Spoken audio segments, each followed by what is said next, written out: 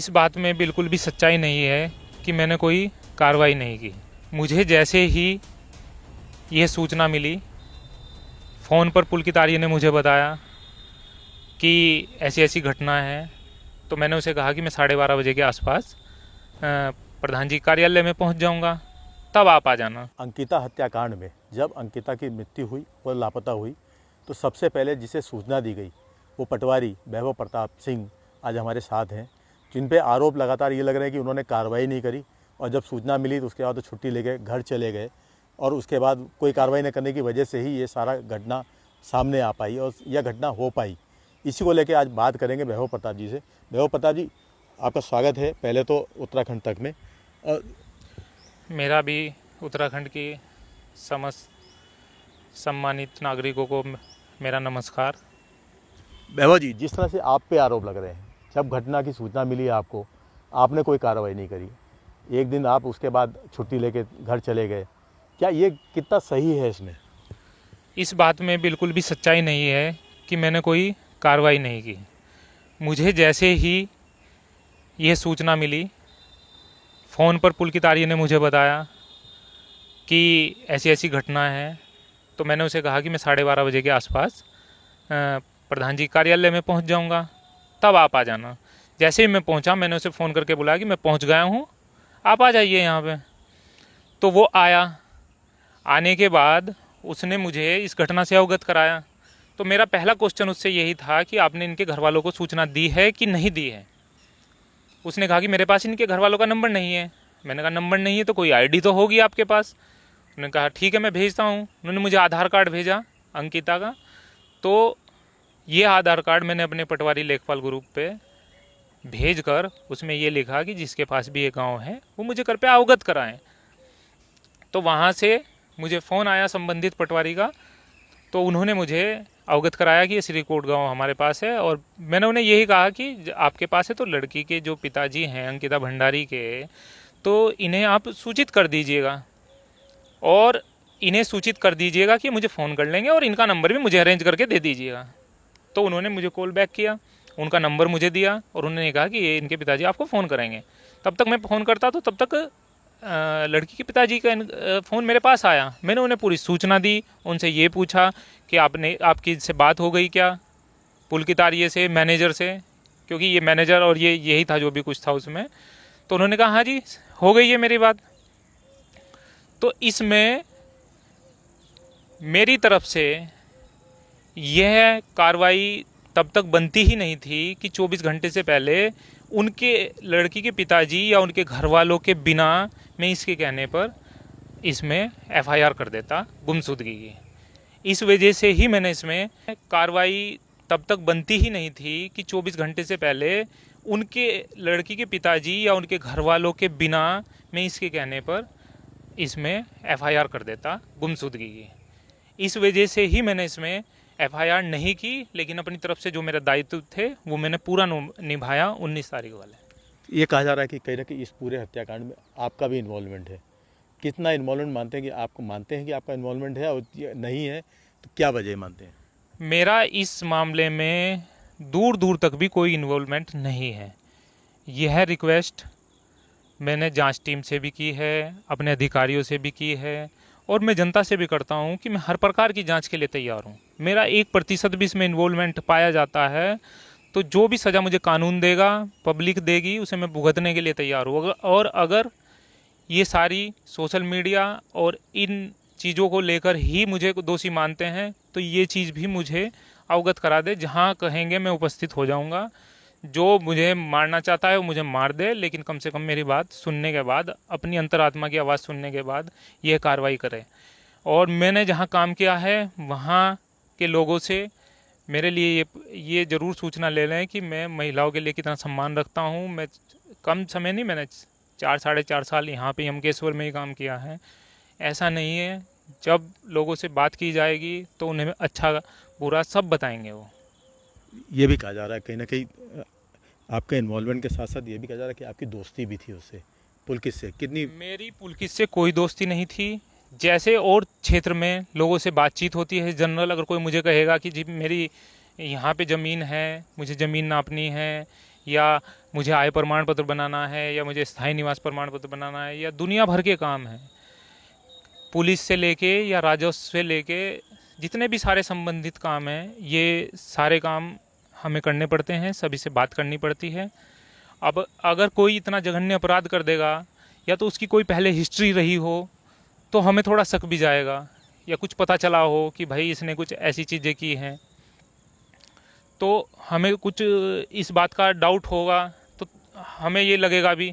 और मेरी इससे बात भी कोई ऐसा नहीं है कि मेरी इससे कोई बात रोज़ इससे बात हो रही, कोई महीने 2 महीने में इसका फ़ोन आ गया, तो बात तो अब कोई भी कर सकता है, क्षेत्र का कोई भी लोग, और इवन क्षेत्र का भी ना हो, कोई बाहर से कर दे कि भाई मुझे यहाँ पे इस क्षेत्र में कुछ इन्वेस्टमेंट करना है, ज़मीन खरीदनी है, या बहुत प्रकार के काम हैं।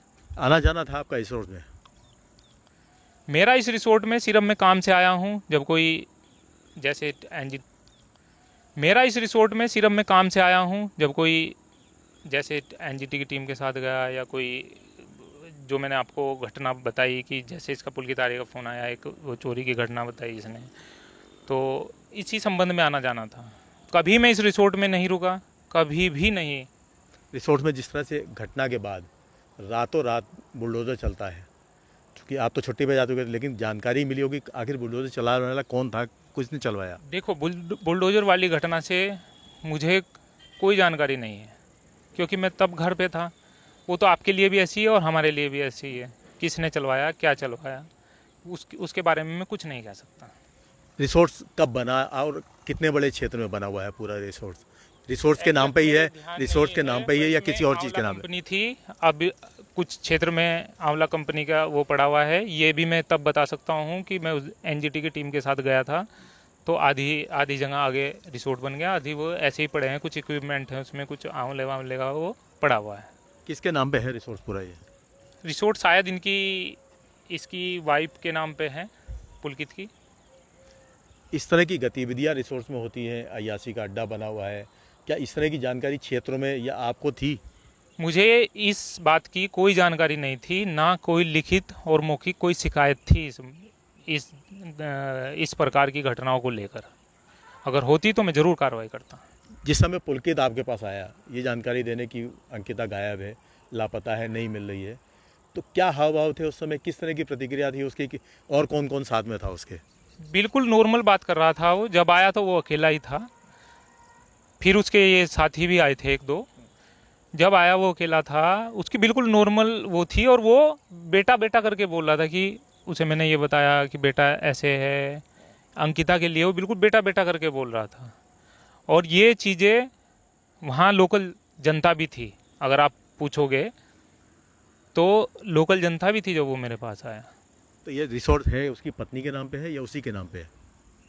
शायद उसकी पत्नी के। रिसोर्ट की मेरे पास कोई ऐसी ना मैंने जांच की है, ना मेरे पास ऐसी कोई खास जानकारी है, पर खतौनी में नाम शायद इस पुल की तारीख का ही है। कितना बड़ा एरिया होगा खतौनी में, अगर जानकारी में हो? ये है 4-5 बीघे के आसपास होगा। कब से बना हुआ है, कुछ अंदाजा है? 2009 से ज़मीन खरीदी हुई है, फिर इसमें कंपनी थी। ये तो अभी 3-4 साल से ही बना है।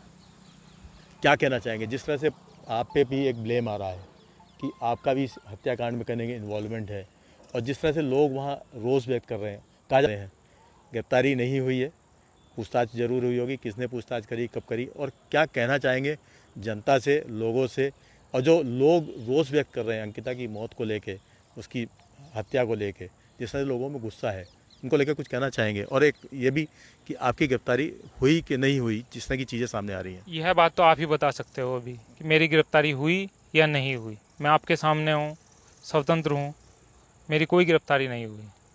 लेकिन जिस तरह से लोग गुस्सा दिखा रहे हैं, उसमें आपका भी इन्वॉल्वमेंट मना के चल रहे हैं। बात है, मैं लोगों से सिर्फ इतना कहता हूँ कि मैं जांच के लिए बिल्कुल 100% तैयार हूँ। मेरी हर प्रकार से जांच होनी चाहिए। अगर मैं दोषी पाया जाता हूँ, 1% भी अगर मैं दोषी पाया जाता हूँ, तो मुझे 100% सज़ा मिलनी चाहिए। पर कम से कम उससे पहले मुझे दोषी करार करके, मेरे साथ अन्याय के साथ साथ मेरे परिवार के साथ इतना हरेसमेंट हो रहा है, बहुत ज़्यादा हरेसमेंट हो रहा है फ़िलहाल। और अगर आपको मेरी बातें सही लगती हैं तो आप अपनी अंतरात्मा से उन्हें एनालाइज करें। मेरी बातें सही लगती हैं तो कम से कम जब तक जांच नहीं होती तब तक मेरे ऊपर ये आरोप ना लगाएं। और ख़ास तौर से वो लोग जिस क्षेत्र में मैंने काम किया है, जो मुझे जानते हैं। जो मुझे नहीं जानते हैं उनसे मेरा यही निवेदन है कि मैं बिल्कुल भी ऐसा नहीं हूँ। आप अपनी अंतरात्मा की आवाज़ सुने कि अगर कोई किसान का बेटा किसी एक छोटी सी नौकरी पे लगता है तो उसके माँ बाप को उससे क्या उम्मीद होगी, और उसके परिवार और माँ बाप के साथ ऐसा नहीं होना चाहिए। मेरी अगर गलती है तो सिर्फ इतनी गलती है कि मैं हरिद्वार से हूँ। इस बात को लेकर मेरे ऊपर ब्लेम ना लगाए जाएं। हाँ, अगर मेरी गलती निकलती है या आपको लगता है मैं यहाँ पे गलत हूँ तो ज़रूर बोलिए। जांच टीम से बोलिए, उच्चाधिकारियों से बोलिए, जिससे भी बोलना है ज़रूर बोलिए। ये है वैभव प्रताप सिंह पटवारी यमकेश्वर ब्लॉक, जिनका कहना है कि उनका इस मामले में कोई हाथ नहीं है। उन्होंने अपनी तरफ से कोई लापरवाही नहीं करी। घटना की सूचना मिलने पे उसके परिवार वालों को सूचना किया गया, अंकिता के परिवार को सूचना दी गई, और चूंकि 24 घंटे से पहले रिपोर्ट दर्ज नहीं की जा सकती, इस वजह से रिपोर्ट दर्ज नहीं की गई। चूँकि अंकिता के परिवार वाले भी उनके सामने नहीं थे, इसीलिए, और चूँकि परिवार की मजबूरी थी और इस चक्कर में वो छुट्टी उनको जाना था, उसके लिए वो पहले क्लेम कर चुके थे, इसलिए वो छुट्टी चले गए। उसके बाद भी उन पे आरोप लगाए जा रहे हैं, चूँकि वो हरिद्वार के रहने वाले हैं, और उनका मानना है कि अगर वो दोषी हैं तो जो उनकी सज़ा बनती है वो भुगतने के लिए तैयार हैं, हर तरह से, जिस तरह से चाहे। लेकिन उनकी बात सुन लें, पब्लिक भी सुन ले, अधिकारी भी सुन ले, और जांच अधिकारी भी सुन ले। उसके बाद जो सज़ा देना चाहें वो भुगतने के लिए तैयार है। मुदित अग्रवाल, उत्तराखंड तक, हरिद्वार।